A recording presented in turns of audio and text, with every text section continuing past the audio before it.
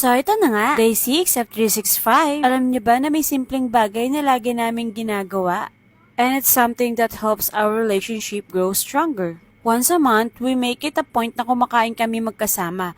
Just the two of us. There's no distraction on work, no children, no gadgets, just the two of us. In every day, we're so busy.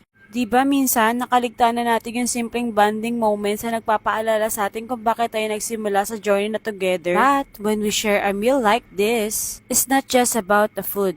It's about reconnecting, about appreciating each other's presence, and pausing to remember what truly matters. And today, let's focus on one word, rejuvenate. Ang ibig sabihin ng rejuvenate, yung magbibigay ng bagong lakas, bagong sigla sa buhay mo. Relationship like us need that too. Pag binigyan natin ng oras ang isa't isa, tulad ng simple, quiet dinner na to, we're not just nourishing our bodies. We're rejuvenating our connection and giving each other the strength to keep moving forward together. So try this. Take time to be with the person you love, away from the noise.